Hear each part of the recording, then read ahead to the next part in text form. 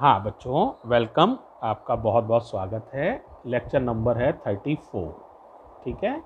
और इसमें ना बच्चों, मैंने सारे बच्चों को देखा तो उन्होंने यही सवाल पूछे हैं। ये नंबर लिखे हुए हैं 11, 18, 19, 24, 29, 31, 32, 36। सारे बच्चों ने जो भी सवाल पूछे मैंने एक जगह लिख दिए हैं। सबसे पहले 11 है। ये सबसे अच्छा सवाल है। जिस बच्चे ने पूछा है उसने बिल्कुल सही सवाल पूछा है। तो इसको जरा देखो ड्रिफ्ट वेलोसिटी पता करनी है। वायर की लंबाई 1 मीटर है। एरिया ऑफ क्रॉस सेक्शन दिया हुआ है।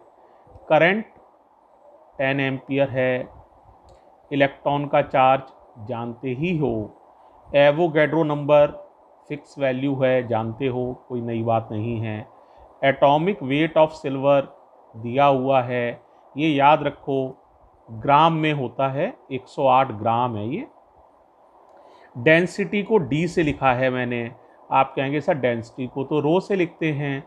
रो से ना बेटा इस चैप्टर में रेजिस्टिविटी को हम लोग लिख रहे हैं, इसलिए कंफ्यूजन क्रिएट नहीं हो, इसलिए डेंसिटी को डी से हमने लिख दिया है।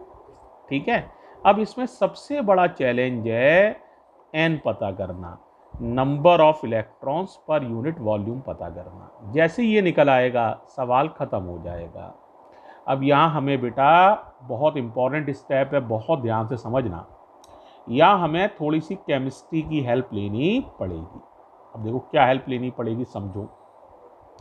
इसका मतलब क्या है बताओ। 1 मीटर क्यूब कितना ले लें हम? 1 मीटर क्यूब अगर हम सिल्वर ले लें तो उसका मास इतने किलोग्राम होगा। 1 मीटर क्यूब का, यानी पर यूनिट वॉल्यूम है ये।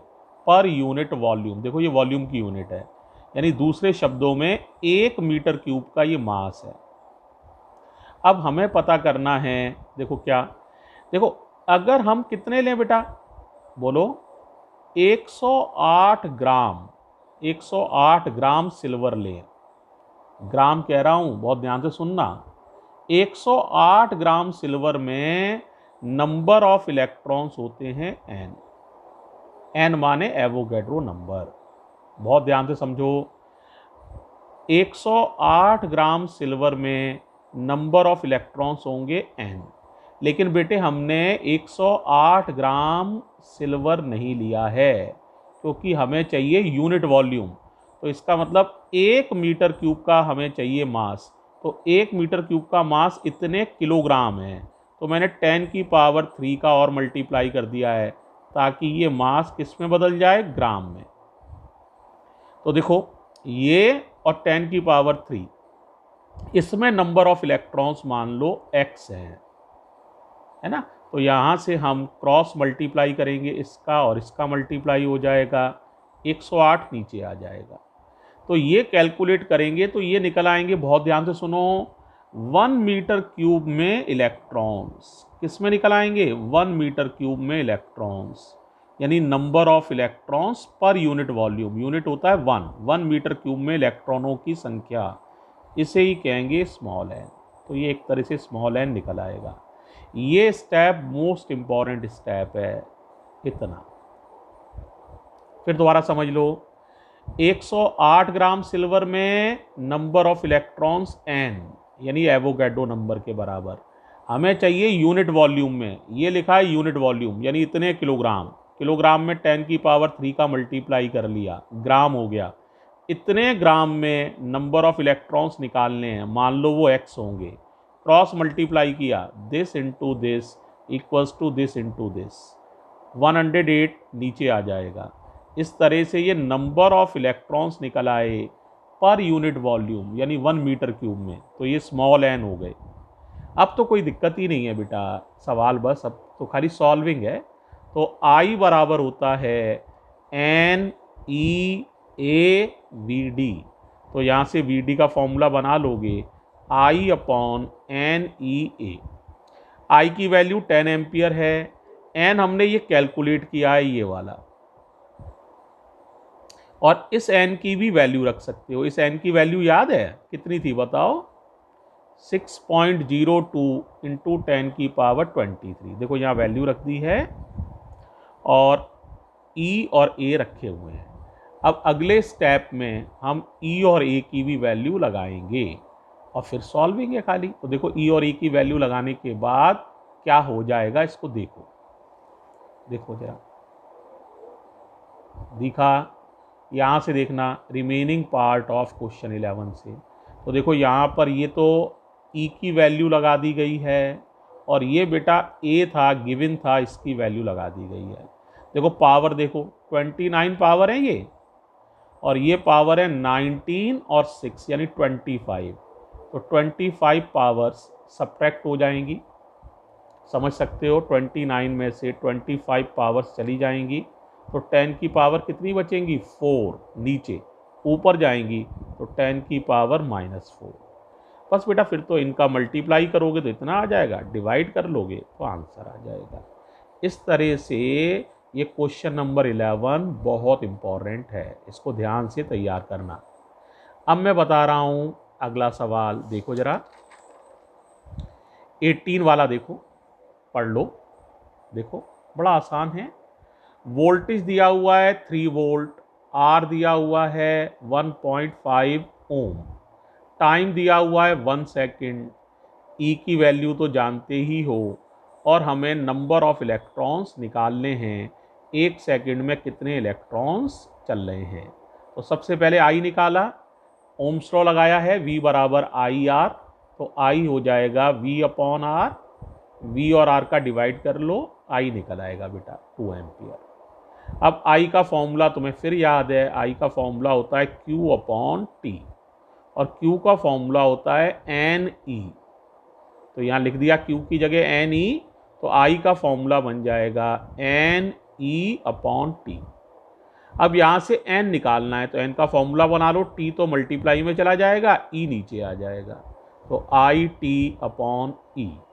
आई की वैल्यू रख दो, t की और e की, जरा सा सॉल्व करना है बेटा, तो कर लोगे तो आंसर आ जाएगा। बुक में आंसर थोड़ा सा अलग दिया हुआ है जो कि गलत है, ये आंसर जो लिखा हुआ है ये सही है बेटा। अच्छा, तो थोड़ा सा बुक में करेक्शन कर लेना बच्चों, इसका बुक में आंसर ठीक कर लेना, वो आंसर गलत है, ठीक है। एक सवाल और देखो 19, किसी बच्चे ने पूछा था, बड़ा आसान है ये तो, हाल ही देख लोगे। देखो बच्चों दिख रहा होगा 19, देखो केयरफुली देखो, लंबाई दी हुई है वायर की 100 सेंटीमीटर यानी 1 मीटर, रेजिस्टेंस 2.5 ओम है, एरिया ऑफ क्रॉस सेक्शन दिया हुआ है, यही ध्यान देना है, 2 मिलीमीटर इंटू 0.5 मिलीमीटर। तो 2 में 0.5 का मल्टीप्लाई करोगे 1 मिलीमीटर स्क्वायर। अब बताओ मिलीमीटर में कितने मीटर होते हैं, 10 की पावर -3, स्क्वायर है ना तो 2 बार लिखना भाई, तो 10 की पावर -3 और फिर 10 की पावर -3, तो ये मीटर स्क्वायर हो गया बेटा।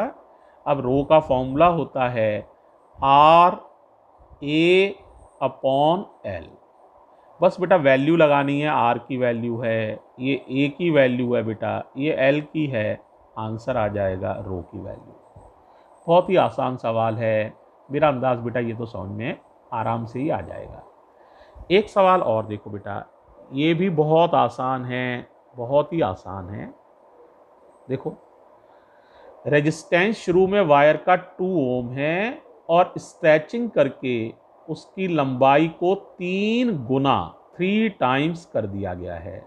तो नया रेजिस्टेंस होता है, जितना लंबाई को कर दोगे उसका स्क्वायर करना होता है, यानी n स्क्वायर r होता है। इसका प्रूफ भी मैंने कराया है और मैंने इस पर कई न्यूमेरिकल भी कराए हैं, लेकिन चलो अब किसी बच्चे ने पूछा है तो मैं बता देता हूँ। तो n स्क्वायर 3 का स्क्वायर कर लो इंटू r, तो नया रेजिस्टेंस हो जाएगा 18 ओम। लेकिन बच्चों एक पूछा है रेजिस्टिविटी पर क्या असर पड़ेगा, तो मैंने ये रेजिस्टिविटी पढ़ाते में भी बहुत क्लियर बताया था कि स्ट्रेचिंग से मटेरियल पर कोई असर नहीं पड़ता है। जैसे कॉपर के वायर को स्ट्रेच करोगे तो वो रहेगा तो कॉपर का ही, कोई गोल्ड या सिल्वर का नहीं बन जाएगा। और जो रेजिस्टिविटी होती है वो बेटे मटेरियल का करेक्टर होता है, तो मटेरियल तो चेंज नहीं होगा, इसका मतलब रेजिस्टिविटी उतनी ही रहेगी। स्ट्रेचिंग से रेजिस्टिविटी पर कोई प्रभाव नहीं पड़ता है। देखो ये लिखा भी है, resistivity is the characteristic of material, as material is same, stretching से no change in material, so resistivity will be same. समझ आ जाना चाहिए। तो बच्चों ये है 24। ठीक है, अब ये लेक्चर यहीं फिनिश कर रहे हैं। इसका नंबर लेक्चर जो भी था 31 था शायद, जो भी है इसको लिख लेना। अब इसके बाद अगला लेक्चर एक और बता रहा हूँ, उसके न्यूमेरिकल और देखो। ठीक है, देखो बच्चों ध्यान देना।